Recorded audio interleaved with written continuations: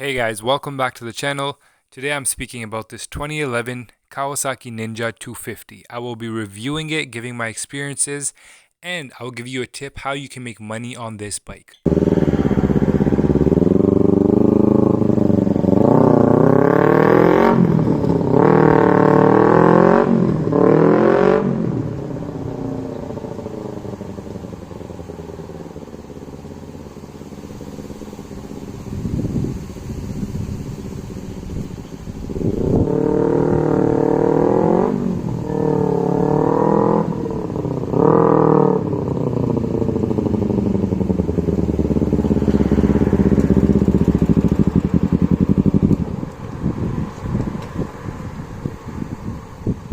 First off, let's review this motorcycle. To start off, the motorcycle is not too fast, it's not powerful. If you have no experience riding, this is the bike for you. That's only if you're a beginner with no experience. If you have experience, or if you are a fast learner and you are good with motorcycles, then you will outgrow this bike really quick.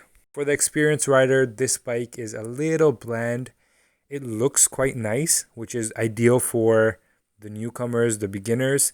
It looks sporty, it sounds pretty decent, but someone that knows motorcycles understands that this is not the gutsy bike on the road. One thing I've noticed with cars and motorcycles is that if it is a lower power machine, it usually has lower quality parts. This hinders the handling and other factors as well. If you're going 100 on this motorcycle versus something like a 600, 700, or even 1000cc, there's a big difference. You can also consider things like stopping power, which you'd have more of in a bigger bike. The benefit you have of this bike is that one, it's very forgiving. So if you do make a mistake, you won't pop in a wheelie or it's not uncontrollably strong.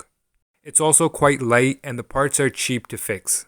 Supporting the 250 are thin tires, so you can't handle the bike as good or as easily as you can with something with a thicker tire. You've also seen from the video that the bike sounds like a smaller cc, smaller displacement motorcycle. Quite easy to differentiate the Ninja 250 when you see it on the road. You can also tell the sound. It's like a fast pulsing, vibrating kind of sound. All in all, it's more economical, it's comfortable riding, it's great for beginners. Here it's standing with a 900cc motorcycle, and obviously the 900 does look a bit bigger, but this is a decent sized motorcycle. It holds its own. The people that know bikes will be able to tell the difference. The only downside about this motorcycle is that one, the power. Second, it's a carbureted bike. So with the carbureted bikes, every season or every few seasons, you start getting this clog inside of the carb. So the accelerator starts dying out. I posted a video on that, so if you do have that issue, you can go check out the video. It's the first video I ever posted. So it has like this issue with the accelerator, and it stops accelerating properly. So if you are handy enough to be able to fix it yourself, great. If not, it's a few $100s to get it cleaned out. After that, the bike is good. Also, with this bike that I bought, this blue one right here, there was a clutch issue where I had to adjust the clutch. So I think after every little while you have to adjust the clutch. As long as you keep up with the maintenance, they're Japanese bikes, they stay good and they will treat you well. I wouldn't spend too much money on this bike because it is a beginner's bike. So I would not want to get attached to it. It's something that you will grow out of. Another thing that you want to see with these bikes is that they don't have a lot of kilometers.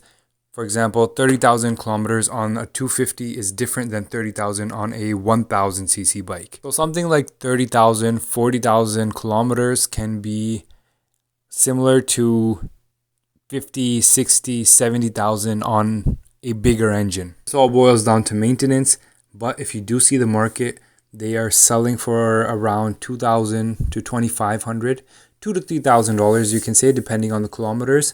So if you do get a good deal, and if you're watching the market, seeing what's selling, you can make hundreds and thousands of dollars off these beginner bikes. This is a market you can easily capitalize on. If you want to do a flip or something, it's a great bike to try it on. You guys are welcome for the money hack.